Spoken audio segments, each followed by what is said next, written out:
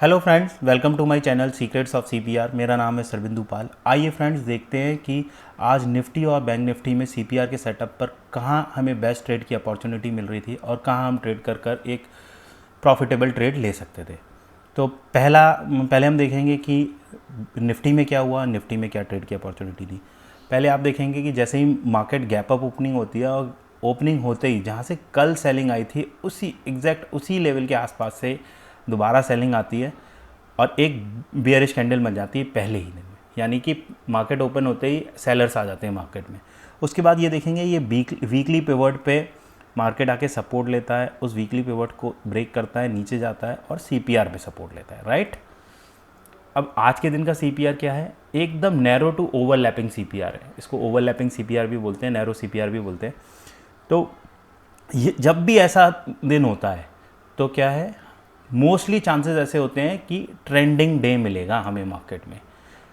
ये एक इंडिकेशन है। और मगर आज तो क्या था, निफ्टी में भी था और बैंक निफ्टी में भी ऐसा ही सीपीआर था। फिर निफ्टी में क्या हुआ, इसके बाद निफ्टी में हमें क्या ट्रेड की अपॉर्चुनिटी मिल रही थी ये देखते हैं। उसके अब जैसे ही सपोर्ट लेता है तो आप देखेंगे इस कैंडल पे हमें यहाँ पे 955 की कैंडल पे हमें यहाँ पे एक ट्रिगर मिला जहाँ पे हमें एंट्री लेनी चाहिए थी, और जो कि मतलब हमारे वीकली पिवट के ऊपर भी इसने क्लोजिंग दे दी थी। तो यहाँ पे हम अपनी एंट्री इनिशिएट कर सकते थे और हमारा स्टॉप लॉस जो था वो यहाँ पर था। तो हमारा जो रिस्क और जो हमारा प्रॉफिट ऑफ टारगेट था वो ये था। तो जो रिस्क रिवॉर्ड हुआ फ्रेंड्स वो कितना हुआ, 1:2 के हिसाब से कितना अच्छा रिस्क रिवॉर्ड था इस ट्रेड में। आप देखेंगे कि यहाँ पे हमें अपनी एंट्री लेनी थी, इधर हम अपनी एंट्री लेते, इधर हमें अपना स्टॉप लॉस रखना था। ये हमारा रिस्क था और ये हमारा रिवॉर्ड था। तो इतना बड़ा हमारा रिवॉर्ड था, यानी कि 1:2 का हमारे पास रिस्क रिवॉर्ड था, बल्कि उससे ज़्यादा ही रिस्क रिवॉर्ड था हमारे इस पे। इसके बाद जो दूसरी अपॉर्चुनिटी फ्रेंड्स बन रही थी वो ये बन रही थी, आप देखेंगे कल के दिन में यहाँ से एक सेलिंग आई थी, राइट, एकदम। और वर्जिन सीपीआर का भी लेवल था कल के दिन में। तो यहाँ से एक सेलिंग आई थी और कितनी बड़ी सेलिंग थी। तो ये जो एरिया था वो सेलर्स का एरिया था। अब यहाँ पर क्या हुआ, ये सेलर्स के एरिया पे क्या हो गया, ब्रेकआउट आ गया। तो यहाँ पे भी हम अपना ट्रेड इनिशिएट कर सकते थे फ्रेंड्स। क्यों कर सकते थे, आप देखेंगे कि जितने भी सेलर्स थे उनका क्या यहाँ पे क्या होगा, स्टॉप लॉस होगा। यहाँ पे उनका स्टॉप लॉस होगा, वो सारे लोगों का स्टॉप लॉस हिट हो गया, यानी कि वो सारे लोग भी बायर्स बन गए। तो यहाँ पे हमारे पास एक बहुत ही अच्छी अपॉर्चुनिटी थी ट्रेड करने की, और ब्रेकआउट भी था। किस किस का ब्रेकआउट था आप देखेंगे, यहाँ तक तो हम अपना पहला टारगेट देख रहे थे। उसके बाद आप देखेंगे इसका तो ब्रेकआउट हुआ ही, आज के दिन का जो हाई था उसका ब्रेकआउट तो हुआ ही, और जो पिछले दिन में जहाँ पे सेलर्स बैठे हुए थे, जो सेलर्स का एरिया था उस लेवल का भी ब्रेकआउट हो गया, यानी कि पीडीएच का भी ब्रेकआउट हो गया। और कंफर्मेशन कैसे, इसी लेवल पे एक पिवट भी है, इसका भी इसके ऊपर ही प्राइस ने क्लोज दिया है। तो हमारे लिए कितनी बेस्ट अपॉर्चुनिटी थी यहाँ पे ट्रेड करने की। यहाँ पे आप अपना ट्रेड ले सकते थे इस कैंडल पे, यहाँ पे आप अपना स्टॉप लॉस रख सकते थे। ये आपका रिस्क था फ्रेंड्स, और ये आपका रिवॉर्ड था। ये आपका रिवॉर्ड था, आपको 1:1.5 का रिवॉर्ड, रिस्क रिवॉर्ड यहाँ पर मिल ही जाता हर हाल में। तो ये थी आज निफ्टी में अपॉर्चुनिटीज़, दो ट्रेड की अपॉर्चुनिटीज़ थी। आइए फ्रेंड्स देखते हैं कि बैंक निफ्टी में हमें कौन कौन सी ट्रेड की अपॉर्चुनिटी मिली।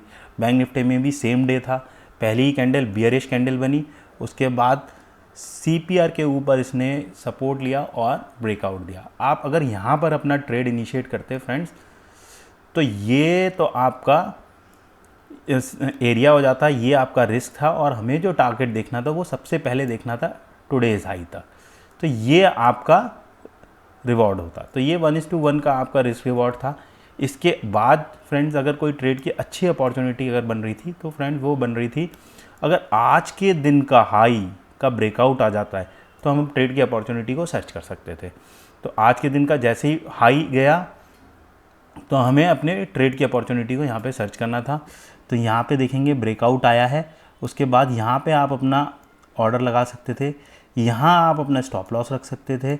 और जो पहला टारगेट था वो था फ्रेंड्स ये, यहाँ पे भी आपके पास 1:1 का रिस्क रिवॉर्ड था, बल्कि उससे थोड़ा सा ज़्यादा ही था। यहाँ पे भी आप अपना एक ऑर्डर परचेज करके आप यहाँ पे ट्रेड कर सकते थे। जैसा कि मैंने पहले भी बताया है कि अगर ऐसा दिन है यानी कि आपको नैरो CPI या ओवरलैपिंग CPR मिल रहा है और दोनों ही इंडाइसेस में मिल रहा है, तो ऐसे चांसेस बहुत हाई है कि मार्केट क्या हो सकता है, ट्रेंडिंग हो सकता है। तो इस केस में आप एक रिस्क ले सकते हैं कि आप जब यहाँ पे परचेज़ कर रहे हैं, जो मैंने आपको बताया कि इसके ब्रेकआउट के बाद अगर आप परचेज़ कर रहे हैं तो आप इस ब्रेकआउट के बाद अगर आप चाहो तो रिस्क चाहो तो आप यहाँ पे अपना जो है मतलब ट्रेड को कंटिन्यू कर सकते हो, मगर अगर आप नहीं करते हो तो यहाँ पे आपको अपना टारगेट मतलब जो है टारगेट बुक करना है। अब ये जो लेवल है, ये लेवल इतना इंपॉर्टेंट क्यों है, आप देखोगे यहीं पे क्या है, PDH है, यहाँ से क्या आई थी, फ्रेश सेलिंग आई थी, तो ये लेवल हमारे लिए इम्पॉर्टेंट है। इसके बाद इधर ही क्या है, हमारा पिवट भी है, और इधर ही क्या है, हमारा वीकली पिवट भी। ऐसे जो लेवल्स होते हैं ना फ्रेंड्स, ये गोल्डन जोन्स होते हैं। अब गोल्डन जोन्स का क्या हो गया, ब्रेकआउट हो गया। यहाँ से रिवर्सल का भी ट्रेड मिल सकता था, मगर यहाँ पे क्या हो गया, ब्रेकआउट हो गया। यहाँ पे ब्रेकआउट हो गया, यानी कि यहाँ पे जितने भी सेलर्स थे उन लोगों का जो स्टॉप लॉस है वो हिट हो गया और वो सारे बायर्स बन गए। उसके बाद अगर कोई ट्रेड की अपॉर्चुनिटी, उसके बाद अगर हमें अपना टारगेट देखना था तो वो नेक्स्ट पिवट तक देखना था, जहाँ की हमारा वर्जिन CPR था। तो ये एक ट्रेड की अपॉर्चुनिटी थी फ्रेंड्स बैंक निफ्टी में, जो कि काफ़ी अच्छा काम कर गई। यहाँ पे आपका रिस्क रिवॉर्ड भी बहुत अच्छा था। यहाँ पे आप अपना ट्रेड को परचेज़ करते, यहाँ पे आपको अपना स्टॉप लॉस रखना था, और आप ये देखेंगे इतने से रिस्क में कितना बड़ा रिवॉर्ड है फ्रेंड्स। CPR देखिए, CPR कितना ब्यूटीफुल सेटअप है कि कितने छोटे छोटे रिस्क में आप लोगों को कितने बड़े बड़े प्रॉफिट मिलते हैं। तो ये था फ्रेंड्स निफ्टी में तीसरा ट्रेड जो आप देख सकते थे। इसके अलावा आप देखेंगे ये जो लेवल है वो वर्जिन CPR का लेवल है। ये मैंने इसलिए मार्क कर रखा है कि मतलब अपनी अंडरस्टैंडिंग के लिए ये मैंने लाइन मार्क कर रखी थी कि यहाँ पर अगर ट्रेड आता है तो मैं ट्रेड लूँगा, और यहाँ से कोई bearish साइन मिलता है तो मैं अपना ट्रेड इनिशिएट करूँगा। हालांकि आज मैंने ट्रेडिंग नहीं की थी। अब देखेंगे कि यहाँ पे हमें क्या ट्रेड की अपॉर्चुनिटी मिली। जैसे ही ये देखिए यहाँ पर आया, यहाँ से bearish हुआ, यहाँ से रिवर्स हो रहा था। अगर मार्केट में और टाइम होता तो ये रिवर्स हो जाता, तो यहाँ पे भी हमें एक ट्रेड की अपॉर्चुनिटी मिल सकती थी अगर मार्केट में समय होता तो आज काफ़ी अच्छा दिन था और सरल दिन भी था। तो यही था आज निफ्टी और बैंक निफ्टी में ट्रेड के लिए जो भी अपॉर्चुनिटीज़ थी वो मैंने आप लोगों को एक्सप्लेन की। फ्रेंड, अगर आप लोगों को मेरा वीडियो पसंद आ रहा है, आप लोगों को अच्छा लग रहा है CPR के सेटअप पे काम करना, या आप मेरे वीडियो से कुछ सीख पा रहे हैं, तो मेरे चैनल को सब्सक्राइब कीजिए, लाइक कीजिए और शेयर कीजिए। Thank you friends.